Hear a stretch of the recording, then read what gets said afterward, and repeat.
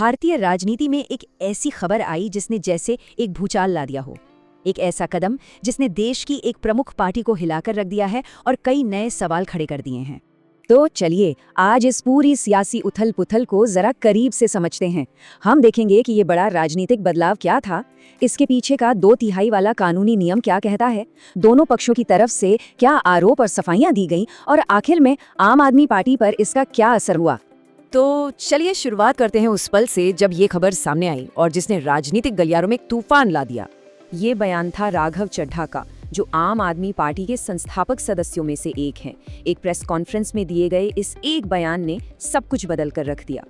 और ये कोई अकेला फैसला नहीं था। राघव चड्ढा के साथ आम आदमी पार्टी के कुल 7 राज्यसभा सांसदों ने एक साथ बीजेपी में शामिल होने का ऐलान किया। और ये जो 7 का आंकड़ा है ना, यही इस पूरी कहानी का सबसे दिलचस्प मोड़ है। तो ये वो 7 नाम हैं जो इस पूरे सियासी भूचाल के केंद्र में हैं। इनमें पार्टी के बड़े चेहरे और कुछ संस्थापक सदस्य भी शामिल हैं, जो संसद के ऊपरी सदन यानी राज्यसभा में आपकी एक मजबूत आवाज मानी जाते थे। तो अब सबसे बड़ा सवाल कि इतने सारे चुने हुए सांसद एक साथ पार्टी कैसे बदल सकते हैं? क्या ऐसा करना कानूनी तौर पर सही है? चलिए उस कानून को समझते हैं जो इसे मुमकिन बनाता है। देखिए, भारत में एक बहुत सख्त कानून है, दल बदल विरोधी कानून।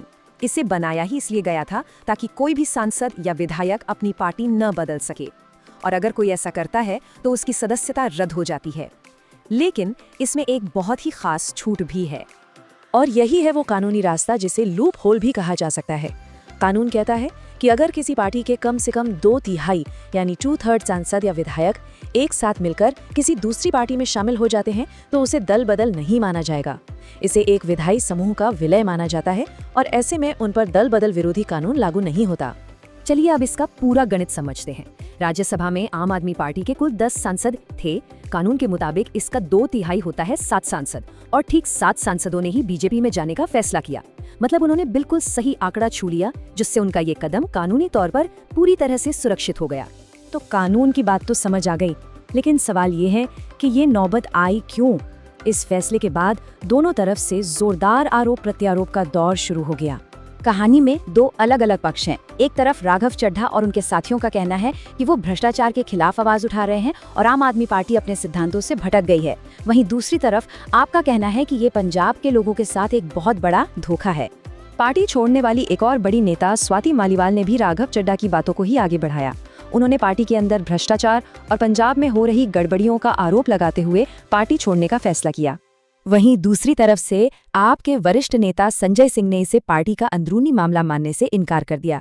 उन्होंने कहा कि ये बीजेपी की साजिश है ताकि पंजाब में आप सरकार के काम को रोका जा सके। और इस पूरे मामले पर पार्टी के मुखिया अरविंद केजरीवाल का जवाब बहुत सीधा और संक्षिप्त था। उन्होंने इसे सीधे सीधे बीजेपी की तरफ से पंजाब के लोगों के साथ किया गया एक धोखा बताया। ये जो कुछ भी हुआ वो अचानक नहीं हुआ, इसकी जमीन पिछले कुछ हफ्तों से तैयार हो रही थी। चलिए उन घटनाओं को देखते हैं जिन्होंने इस दरार को और गहरा किया और आप पर इसका क्या असर हुआ। अगर इस विलय से पहले की घटनाओं पर नजर डालें तो तनाव साफ दिखता है। अप्रैल की शुरुआत में आपने राघव चड्ढा को राज्यसभा में उपनेता के पद से हटा दिया। फिर पंजाब सरकार ने उनकी Z+ सिक्योरिटी वापस ले ली। इसके तुरंत बाद केंद्र सरकार ने उन्हें सुरक्षा दे दी और फिर 24 अप्रैल को विलय की खबर आ गई। तो इस पूरे घटनाक्रम का आम आदमी पार्टी पर असर क्या पड़ा है? असर काफी गहरा है। राज्यसभा में उनकी ताकत लगभग खत्म हो गई है। अरविंद केजरीवाल के नेतृत्व पर भी सवाल उठे हैं और पार्टी को भ्रष्टाचार के आरोपों के साथ एक बड़े पब्लिक रिलेशन संकट का सामना करना पड़ रहा है। तो आखिर में ये घटना एक बहुत ही बुनियादी सवाल छोड़ जाती है। जब चुने हुए प्रतिनिधि सामूहिक तौर पर पार्टी बदल लेते हैं तो उनकी जवाबदेही किसके प्रति होती है? कानून के प्रति, अपनी पुरानी पार्टी के प्रति, या उन वोटरों के प्रति जिन्होंने उन्हें चुनकर भेजा था?